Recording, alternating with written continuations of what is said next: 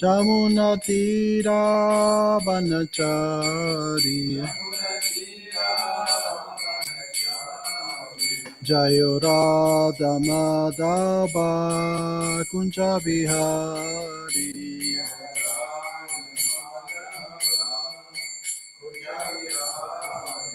Jayo Radha Madhava Kunja Bihari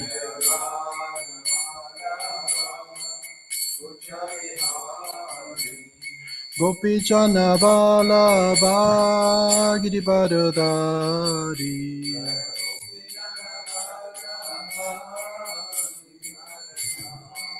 Yasodanandana Vrachachana Ranjana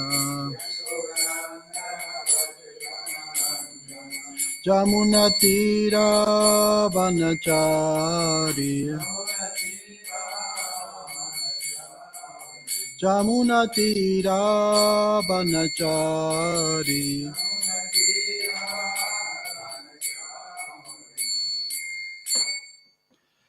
Srimad Bhgavatam ki jai, Srila Prabhupada ki jai.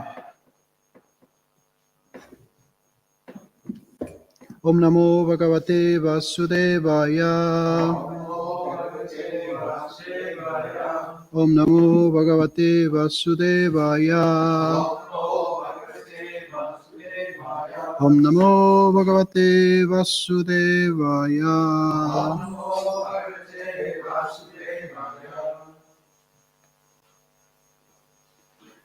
Oops. Do you remember? I don't. Oh, we're just there, I think. Yeah. Preaching the deity.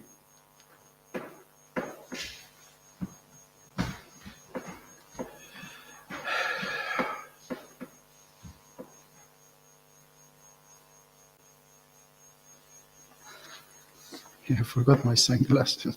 I did. Okay, touching the deity. Further consideration of devotional principles. In the Vishnu Dharmottara, there is a statement about touching the lotus feet of the Lord. It is said, only a person who is initiated is a Vaishnava and is executing devotional service in Krishna consciousness has the right to touch the body of the deity. In India, there was agitation during Gandhi's political movement because the low-born classes of men, like street sweepers and chandalans, are prohibited, according to Vedic system, for entering the temple. Due to their unclean habits, they are prohibited. But at the same time, they are given other facilities so they may be elevated to the highest grade of devotional service by association with pure devotees. A man born in a family is not barren, but he must be cleansed. The cleansing process must be adopted. Gandhi wanted to make them clean by stamping them a fictitious name, Harinam Jana, children of God. So there was a great tug of war between the temple owners and Gandhi's followers. Okay, nectar of devotion, key jai. No, that's fine. I'm okay with a little extra light. Thank you.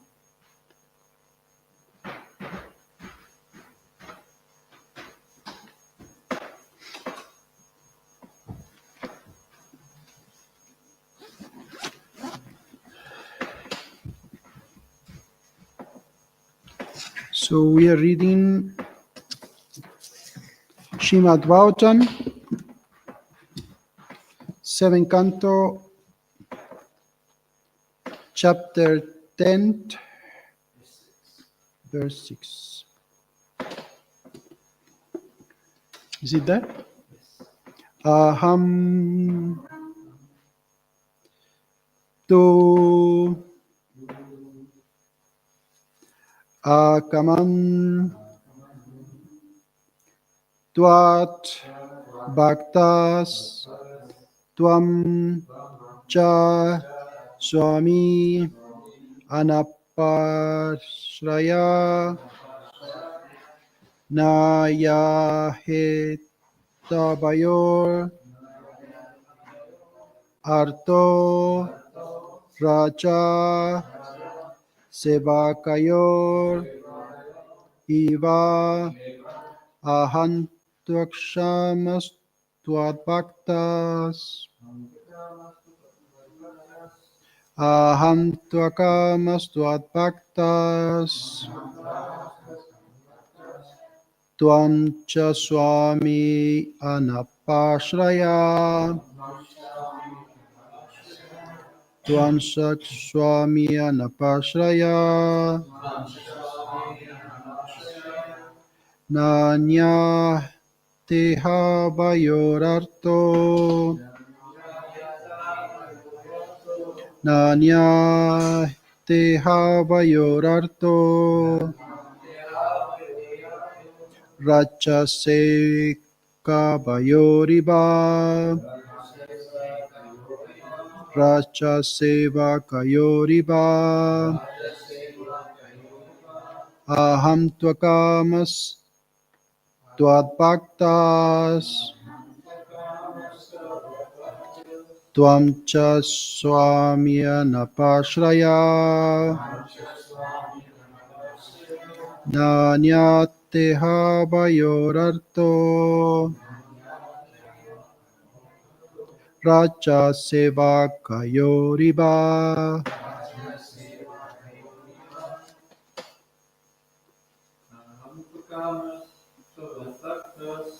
atvanakamas tadbhaktas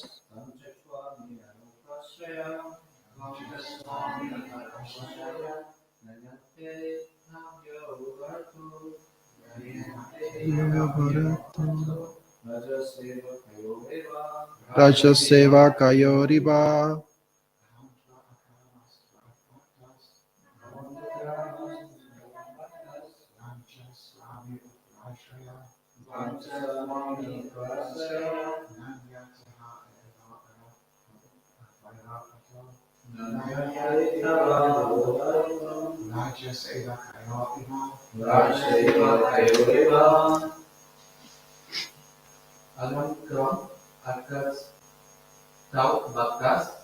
aham tvasakama tvabhaktas tami anapasaya vaidyanayarto seva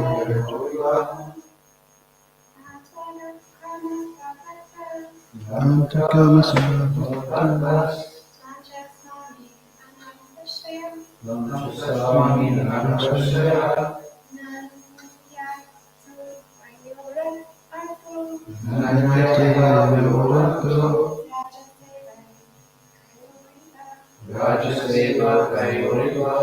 Aham, as far as I'm concerned, to indeed kama without material desire, to bhakta fully attached to you without motivations, to ancha your lordship also, Swami, the real master, anapashraya, without motivation. You do not become the master with motivation. Not. Anyata, without being in such a relationship as master and servant. Iha, here. Avayo, our. Arta, any motivation. The Lord is the pure master and Prahlad Maharaj is a pure devotee with no materialistic motivation.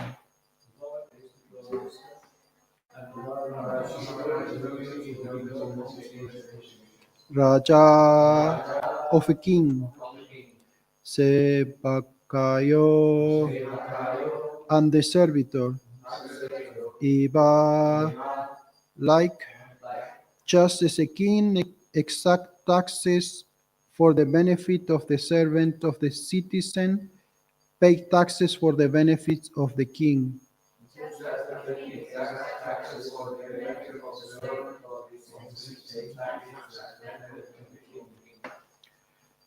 O my Lord, I'm your unmotivated servant, and you are my eternal master. There is no need of our being anything other than master and servant. You are naturally my master, I am naturally your servant. We have no other relationship. Purport by His Divine Grace, A.C. Bhaktivedanta Swami Srila Prabhupada Ki Jai. Sri Chaitanya Mahaprabhu said, Jivera Swarupahaya Krishnera Nityadas. Every living entity is eternally a servant of the Supreme Lord, Krishna. Lord Krishna said in the Bhagavad Gita 5.29, Bhaktaram Yagyatapasam Sarvaloka Maheshwaram. I'm the proprietor of all planets and am the supreme enjoyer. This is the natural position of the Lord, and the natural position of the living entity is to surrender unto Him. Sarva dharma parityaja mamekam saranam vraja. If this relationship continues, then real happiness exists eternally between the master and servant. Unfortunately, when his eternal relationship is disturbed, the living entity wants to become separately happy and think that the master is the order supplier. In this way, there cannot be happiness, nor should the master cater to the desires of the servant. If he does, he is not a real master. The real master commands, you must do this, and the real servant immediately obeys the order. Unless this relationship between the Supreme Lord and the subordinate living entity is established, there can be no real happiness. The living entity is Ashraya, always subordinated, and the Supreme Personality of Godhead is Vishaya, the supreme objective, the real goal of life. Unfortunately, persons trapped in the material world do not know this. Nate vidu swartagatem hi Vishnum. Illusioned by the material energy, everyone in the material world is unaware that the only aim of life is to approach Lord Vishnu. Aradhananda sarvesham Vishnur aradhanam param tasmat parataran devi taidiyatam samacharanam. In the Padma Purana, Lord Shiva explained to his wife Parvati, the goddess Durga, that the highest goal of life is to satisfy Lord Vishnu, who can be satisfied only when his servant is satisfied. Sri Chaitanya Mahaprabhu therefore teaches, Gopi Vartu Pada Kamalayor Dasanudasaha. One must become the servant of the servant. Prahlad Maharaj also prayed to Lord Nishinga that he might be engaged as a servant of the Lord, of the Lord's servant. This is prescribed method of devotional service. As soon as the devotee wants the Supreme Personality of the Godhead to be his order supplier, the Lord immediately refuses to become the master of such a motivated devotee. In the Bhagavad Gita 4.11, the Lord says, Yetatam mam prapadyante tam tataiva bachamyaham. As one surrender unto me, I reward him accordingly. Materialistic persons are generally inclined to material profit. As long as we continue in such a adulterated position, he does not receive the benefit of returning home back to Godhead. Aham tvakamastvad vaktan tvan cha swami anapashraya nanya het havayorarto raja seva kayoriva Translation again, O my Lord, I am your unmotivated servant, and you are my eternal master. There is no need for our being anything other than master and servant. You are naturally my master, I am naturally your servant. We have no other relationship. Om Gyanati Mirandasya Gyanagana Shalakya Shakshur Militangena Tasmai Shri Gurave Namaha Shaya Shri Krishna Chaitanya Prabhu Nityananda Sri Advaita Gadadhar Sivasadi Gaura Bhaktavrinda Hare Krishna Krishna Krishna Hare Hare Hare Rama Rama Rama Hare Hare.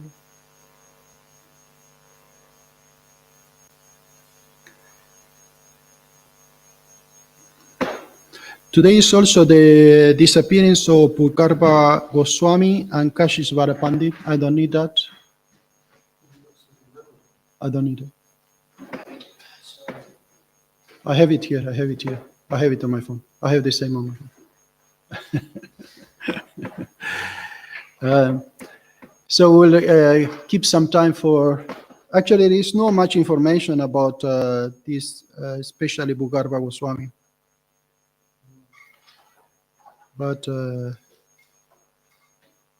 okay, I think what I will do, I will speak first about them, and then so see how much time is left. Because it's very important in these days of appearance and disappearance day of great acharyas to remember them and remember their activities, their pastimes in this material world. There is not much mention about Bhgavatam Goswami.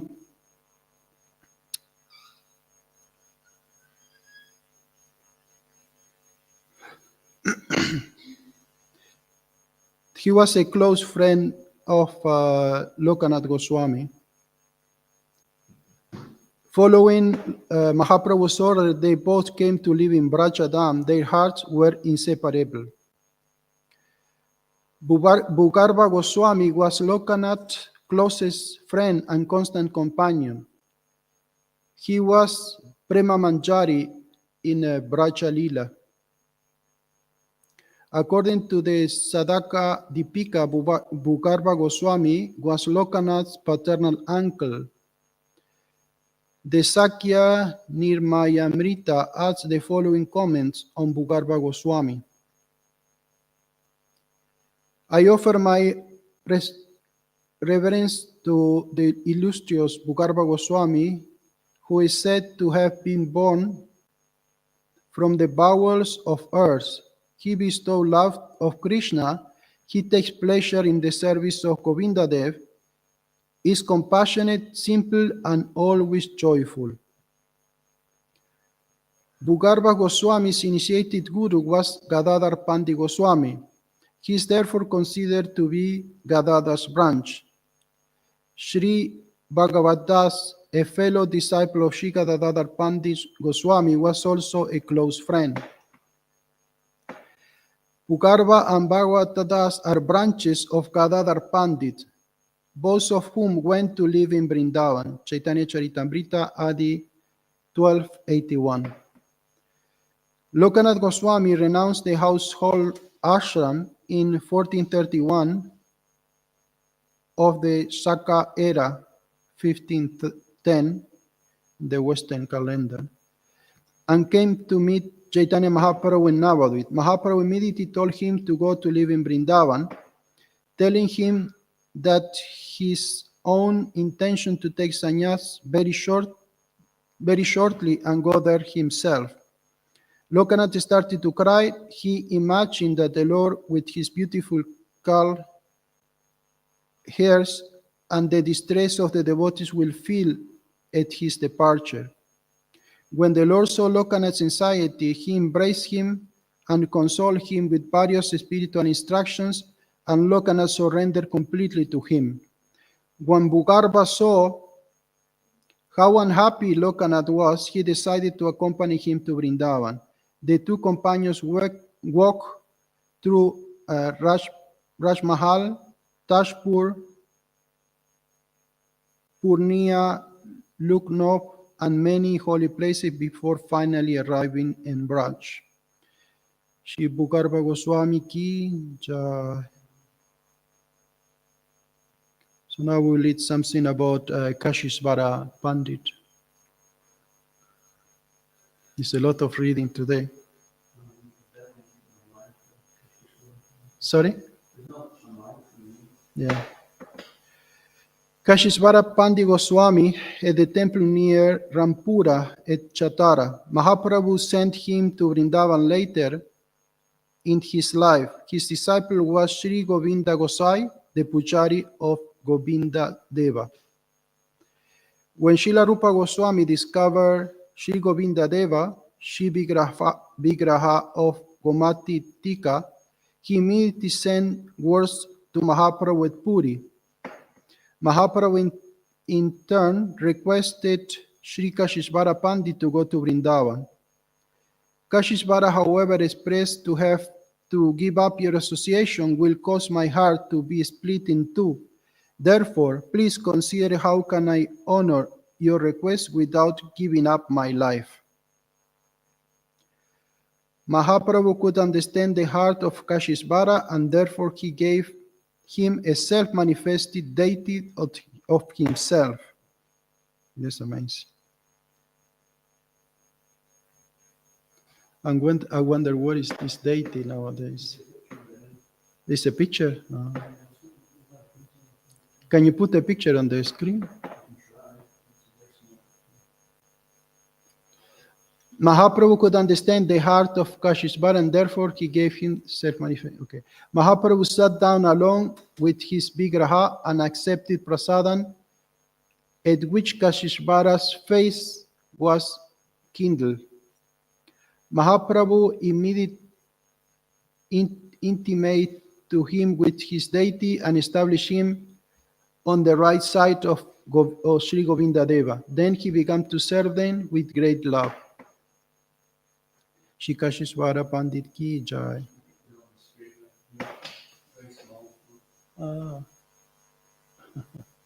So beautiful. Yeah, they said that this deity looks exactly like Chaitanya Mahaprabhu.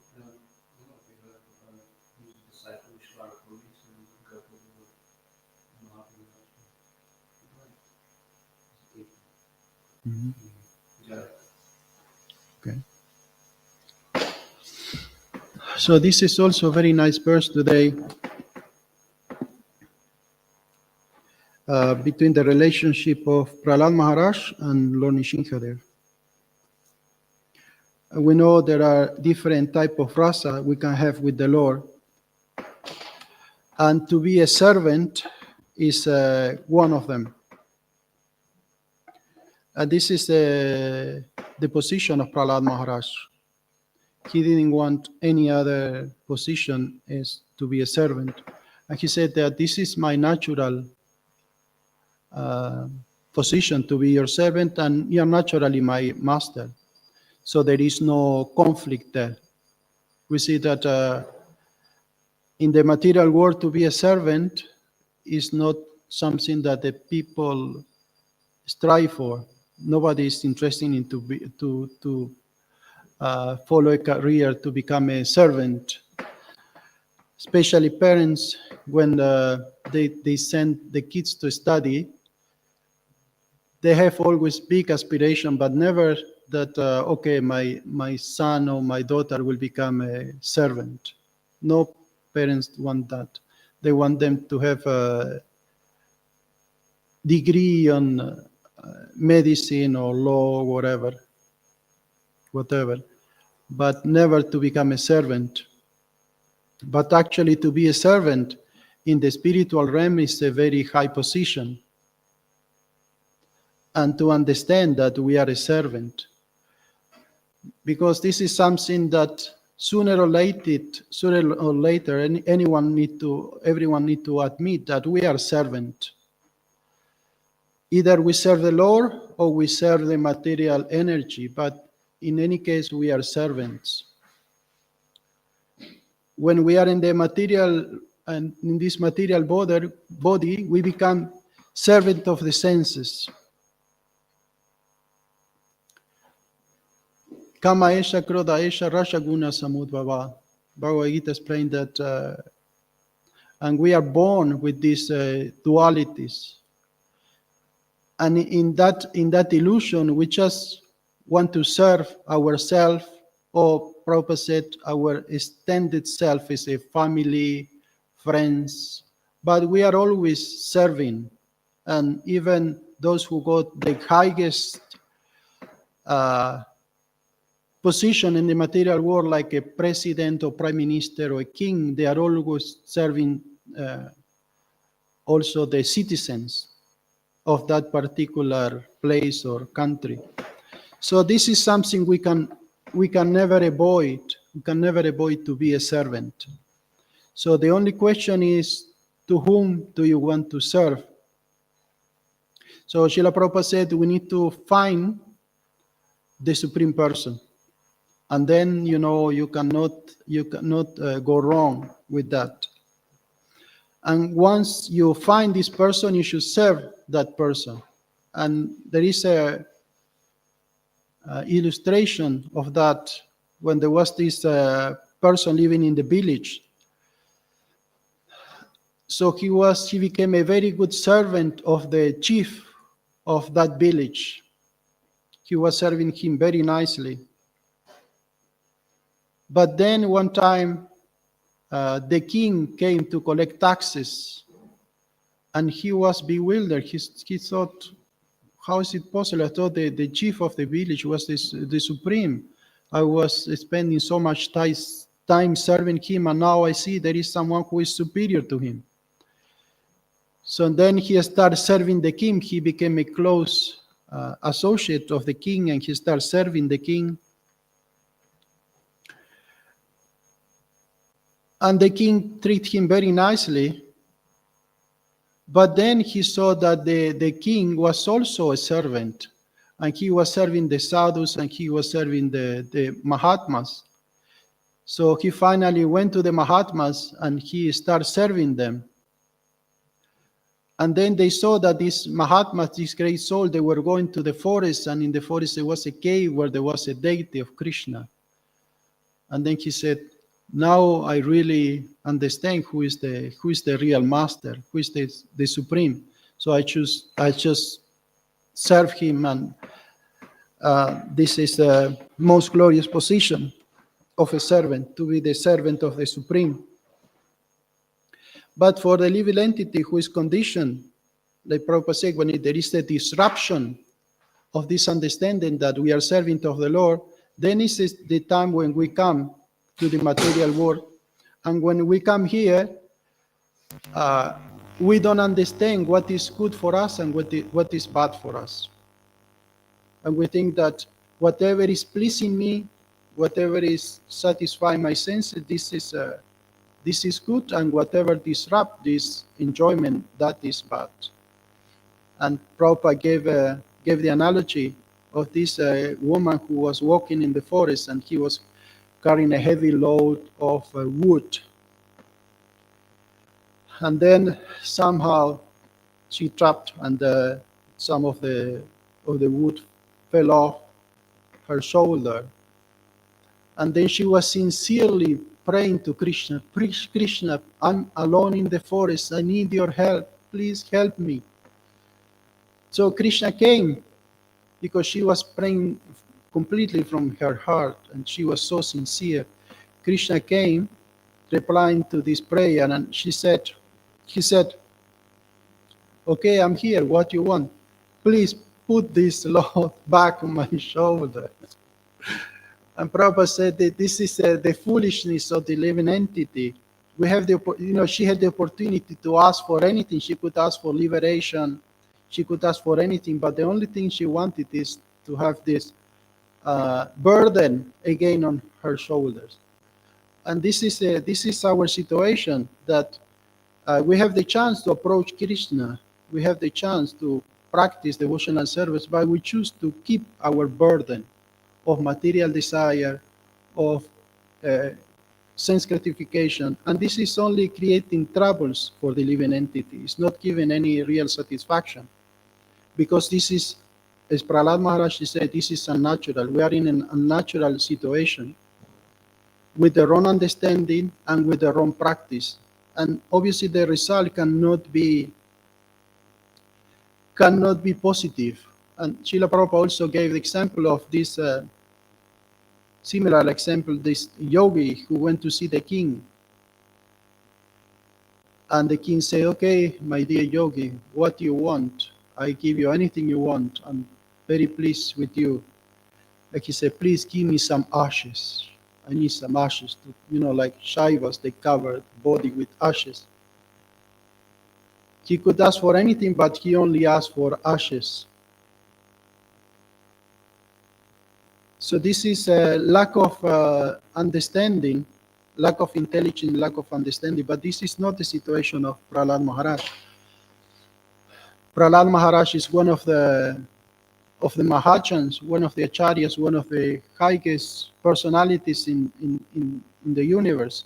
And he got the proper perspective of what should be done for our own benefit. Because Krishna only wants our benefit. He doesn't want, Krishna is not selfish. Krishna is not ungrateful. He only wants what is the best for us. And we don't know what is the best for us. Only Krishna knows. It's like a father. Only father knows what is good for a child. The kids don't know. They don't know. It's a lack of experience and lack of knowledge. And Krishna is situating in our heart. He knows what is the best for us. So he will only give what we need, and he will often don't give us what we want, if that is not good for our spiritual life. So Prahlad Maharaj is praying in this mood. He's praying. He said, I'm just your servant and you are my master, and nothing else matters. There is no other relationship which I desire. There is nothing else that I want. I only want to be your servant. And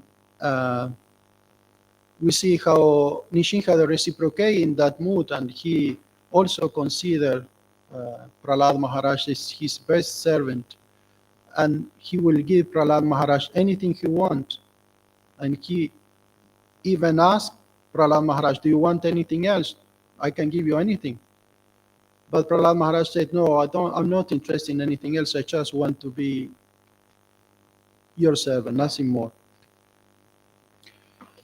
So this is the correct mood, and this is the path that these great personalities are showing us, like Srila Prabhupada. And Prabhupada said that the difference, in this purport, Prabhupada said the difference between a good servant and a bad servant is that the good servant is ready to do whatever master wants. There is no question of saying, no, I don't want to do this. Or, that's not a real servant. One time, Srila Prabhupada was with Tamal Krishna Goswami, and they were in the top of the building. And Prabhupada said, jump down, jump the building. And Tamal Krishna Goswami was about to do it. And Prabhupada said, no. I was just tasting your faith. So we see that sometimes this could happen, that spiritual master of Krishna can test our faith. And we see that even great personalities,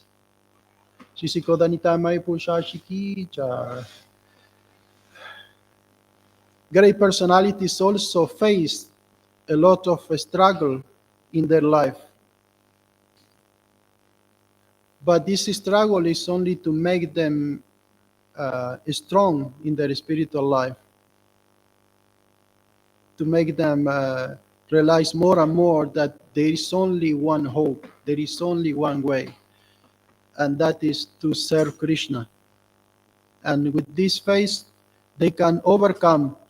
They said that the material world is like an ocean, very difficult to overcome. If you want to cross, if you want to swim, even if you are the best swimmer, you cannot swim from one side to the other side of the ocean. But for a devotee, they said that the insurmountable ocean becomes like a water that fits in the cow hoof mark on the sorry.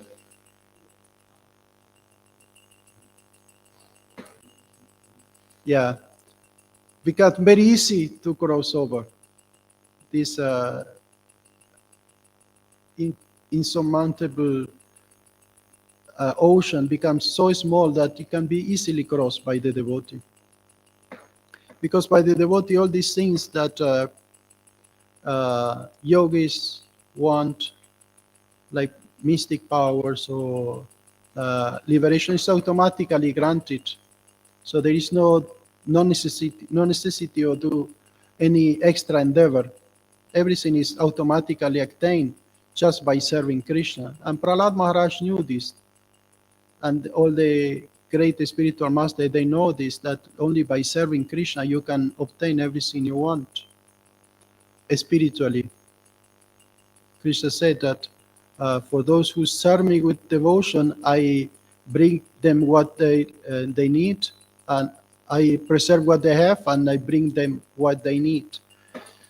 So Krishna is not ungrateful for our service, and whatever is necessary for our performance of bhakti, he will bring and he will preserve whatever we have.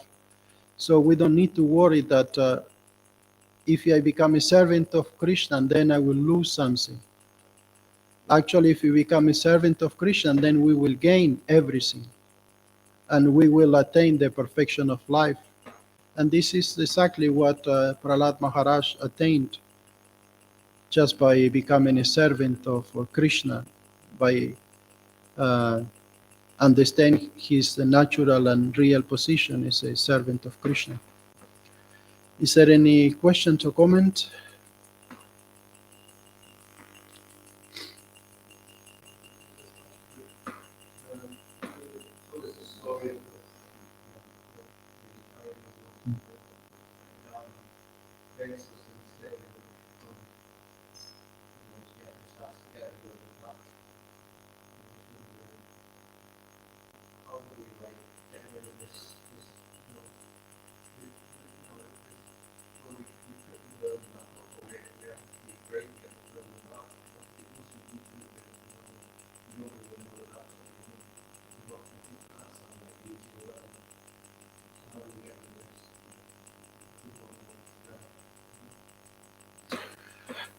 Yeah, we are attached to our attachments.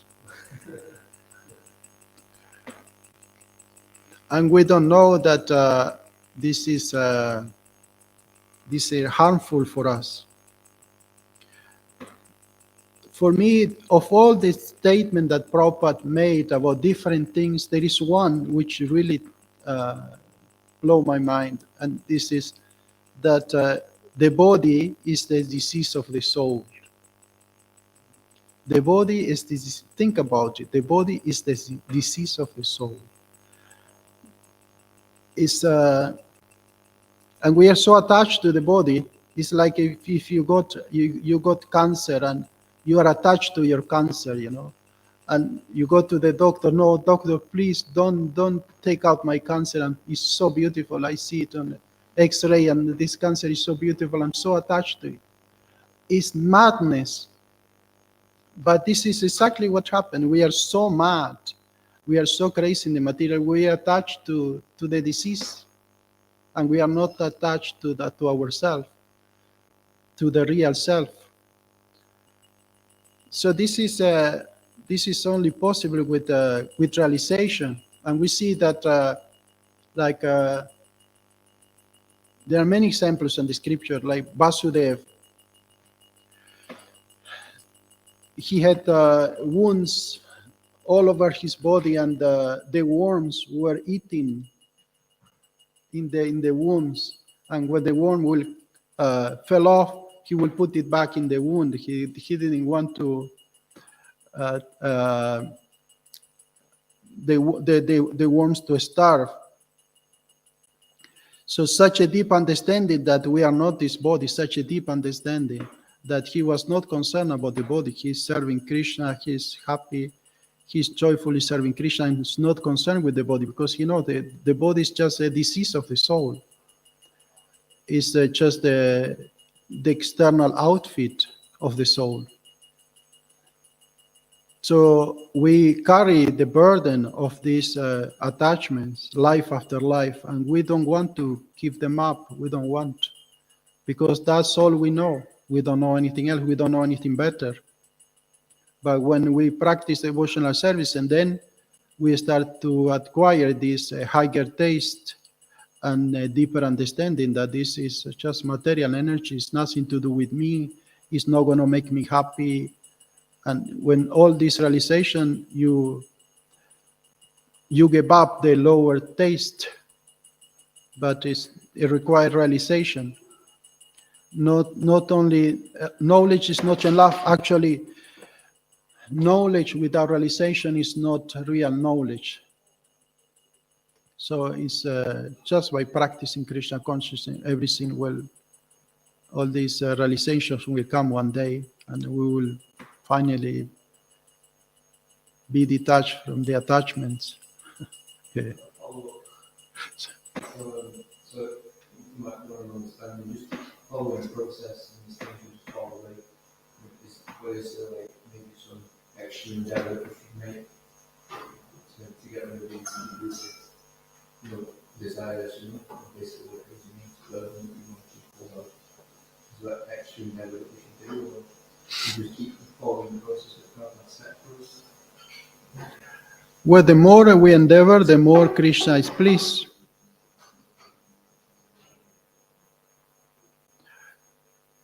Actually, to get Krishna is a very difficult thing. It's not anything, it's very difficult. Because of all these conditionings and all these... and we see that great personalities, they perform so much tapasya to get rid of this, so much tapasya. But we think that, okay, I just halfway do something devotional and then I will get there. It's not that easy. I remember this Francis of Assisi. He said that when he get lusty desire, he will go outside in the winter naked and he will roll on the snow. And this will cool him down and get rid of these lusty desires. You see, all these personalities, they perform so much tapasya for this.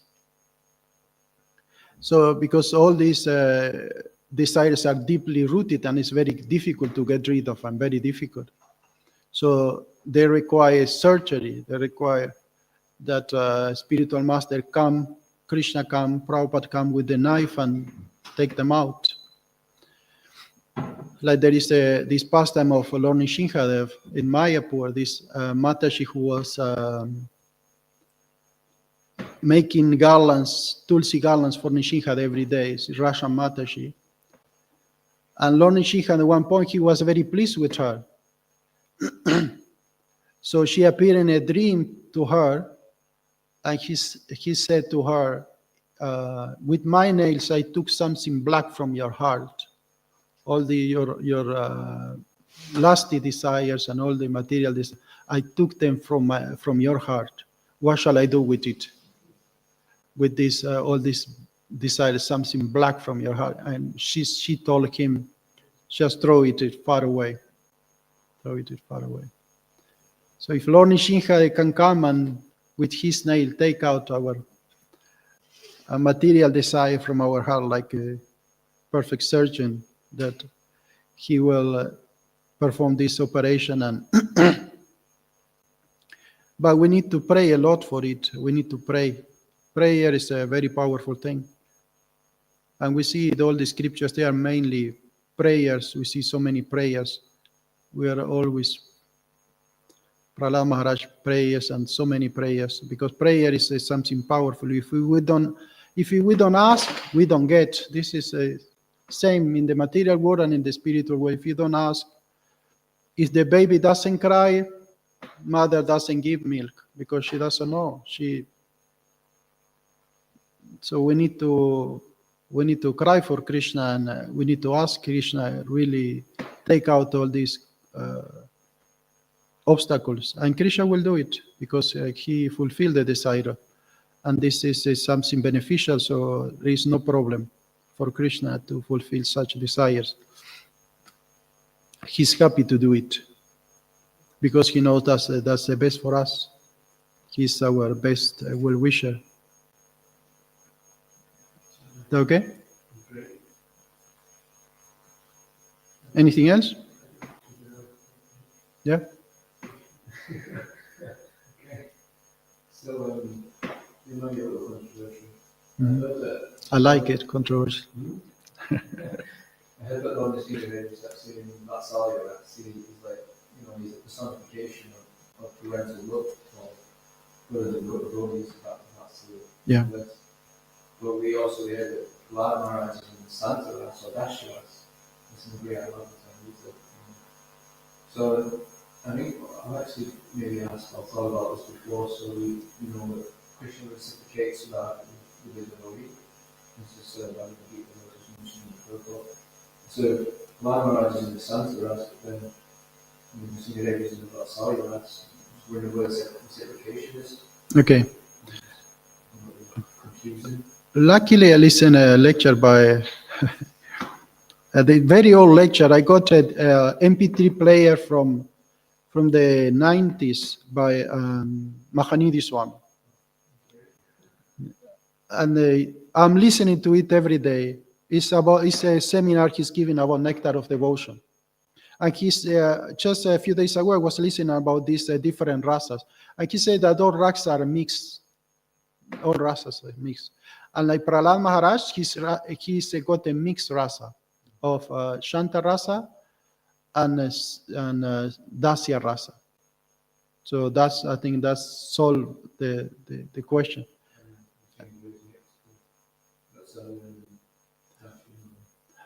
No, not Nishinka, no, Prahlad Maharaj, he got a mixed rasa.